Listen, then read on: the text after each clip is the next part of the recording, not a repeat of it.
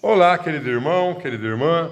Mais uma vez estamos aqui reunidos para meditar a poderosa palavra de Deus.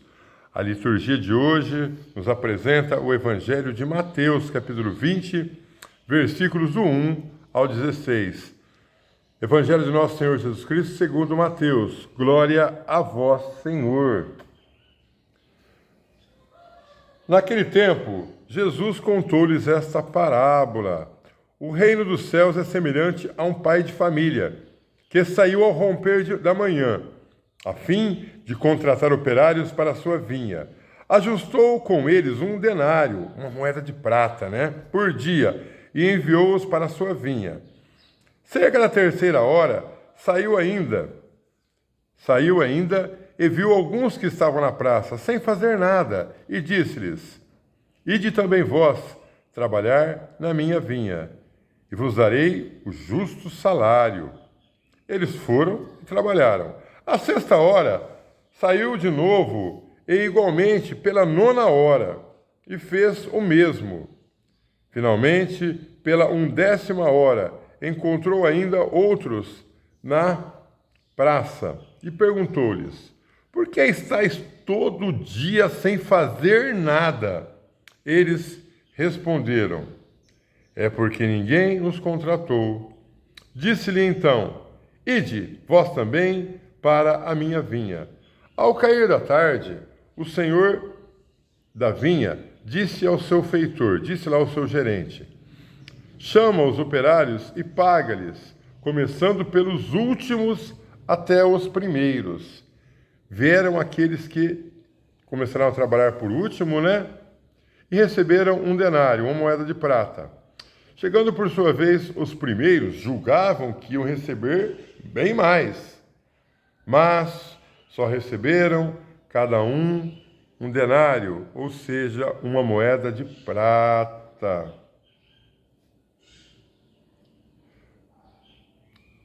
Ao receberem, murmuraram contra o pai de família, dizendo: Os últimos só trabalharam 1 hora, e desse-lhes tanto como a nós, que suportamos o peso e o calor do dia todo.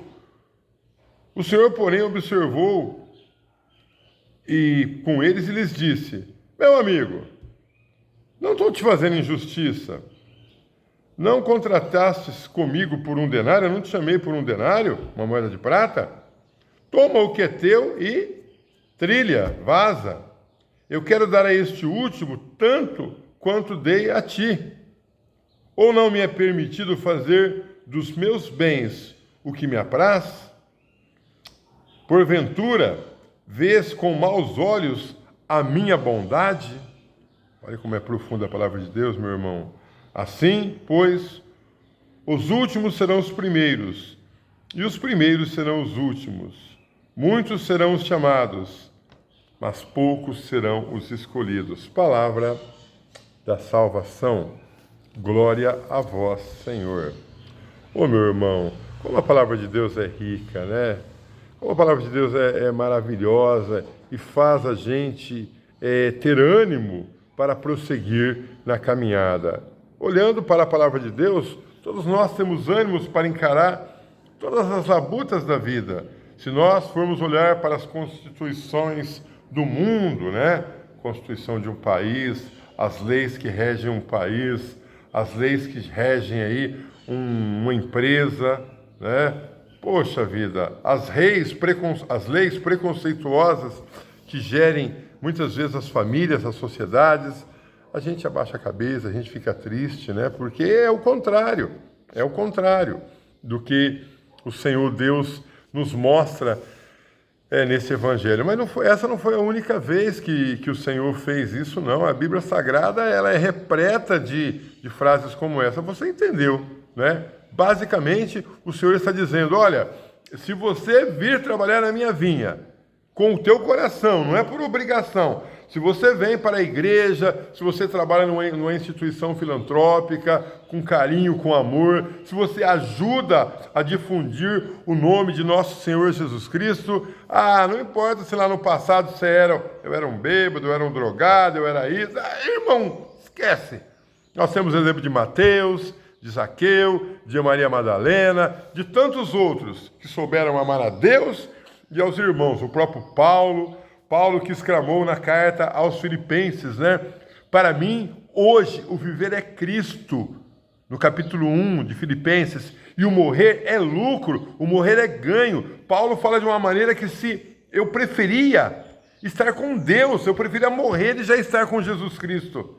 Mas, se é importante que eu era um dos últimos, estou agora buscando ser o primeiro. Paulo diz, se é importante que eu fique neste mundo para que o reino de Deus aconteça, eu vou ficando por aqui até que o Senhor me chame para pagar aquilo que eu trabalhei. Paulo dizendo, mesmo eu tendo sido o último, mesmo eu tendo lá atrás perseguido a igreja, eu estava lá, né, quando mataram Estevão, mas eu busquei, mesmo sendo ali depois, trabalhar para o reino de Deus. Então a palavra de Deus ela é maravilhosa, mas não foi essa única passagem, lá com o rei Davi.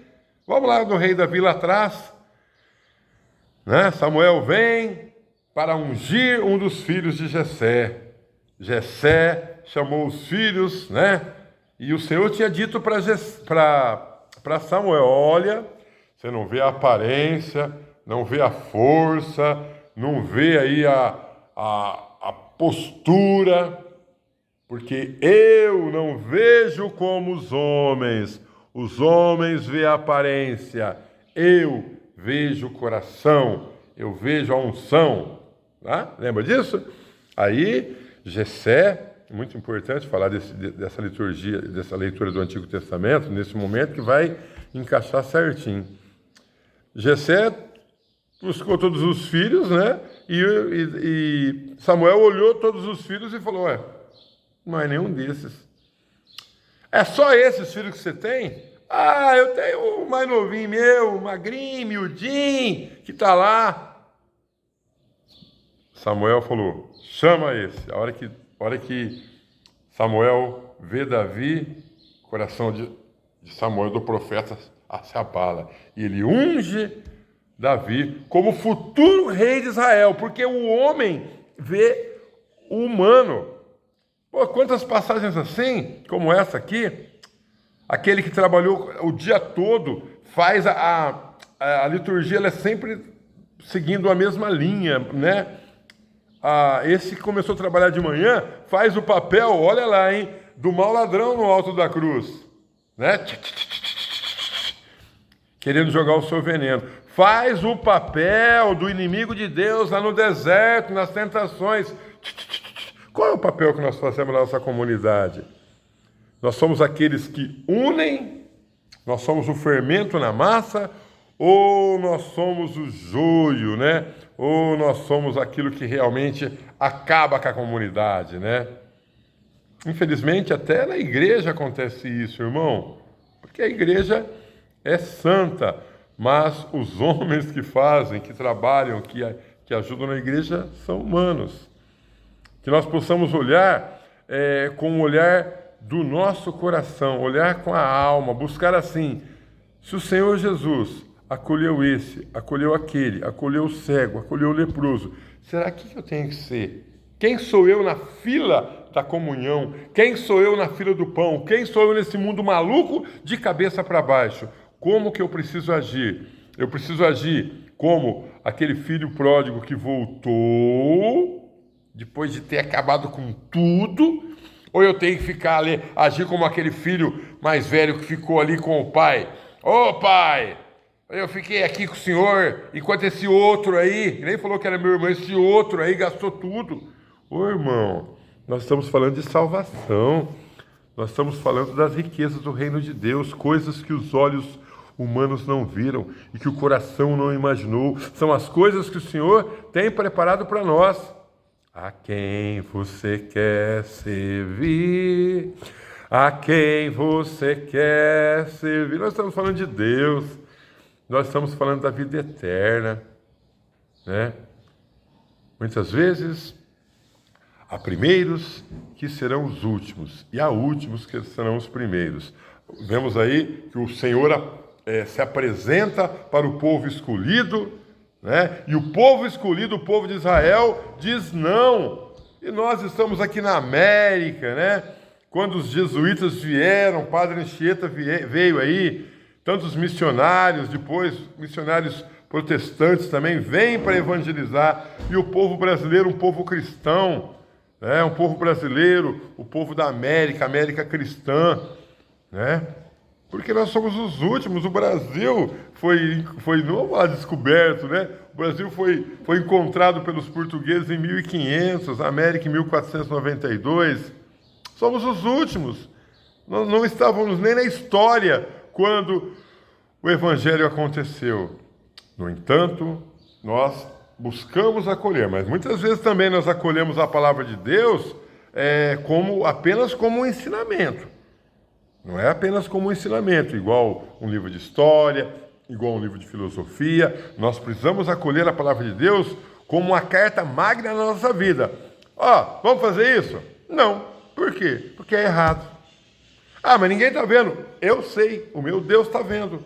Por que você não vai fazer isso? Mas ninguém está vendo, nós achamos essa carteira aqui, ninguém está vendo. Nós podemos pegar essa carteira. É errado. Isso é errado. De acordo com a poderosa palavra de Deus, é errado. O homem está viajando, está trabalhando em outra cidade, a esposa está em casa, ele está num hotel, né? Aparece lá uma mulher de vida fácil e ele fica com ela. Ou não fica com ela. Mais ou menos assim, só para você compreender. Mas ninguém está vendo. Não, eu não vou ficar com ela porque é errado. O meu Deus está vendo. É errado. De acordo com a poderosa palavra de Deus, é errado. É errado, pronto. O que é errado, é errado. Mesmo que o mundo todo fale que está certo. Tá bom? E o que é certo, continuará a ser certo. Mesmo que o mundo inteiro, né? Então aí, eu começo a me prolongar. Tá aí o aborto, voltando à pauta, né? Ministra Rosa Weber falando que vai votar, vai sair daqui uns dias, mas já quer deixar o voto dela lá sacramentado, com 75 anos de idade. A bênção vai dizer assim, eu quero que o aborto seja legalizado. A ministra do STF, Rosa Weber. Beleza, né? Ela tem os seus 2 filhos, ela tem a família dela, agora os outros aqui, né? Mas Deus é mais. Apesar de toda e qualquer dificuldade, Deus continua sendo mais. Que nós, como Paulo, como filho pródigo, como Mateus, como Zaqueu, como Maria Madalena, como tantos que foram os últimos, hoje são os primeiros. Oremos. Pai Santo, Pai amado, Pai bendito, rico em amor, rico em graça, rico em bênção, rico em misericórdia. Derrama sobre nós o Teu Espírito Santo, para que todos nós possamos, apesar dos nossos erros, apesar dos nossos pecados, buscar ser os primeiros para Ti, Senhor. Mas não é que não ser o primeiro para dizer, Senhor, eu estou aqui. Mas que o nosso coração possa refletir nessa sociedade caótica, que nós queremos uma mudança de atitude, uma mudança de paz, uma mudança de amor. Louvado seja nosso Senhor Jesus Cristo, para que sempre seja louvado. Valeu!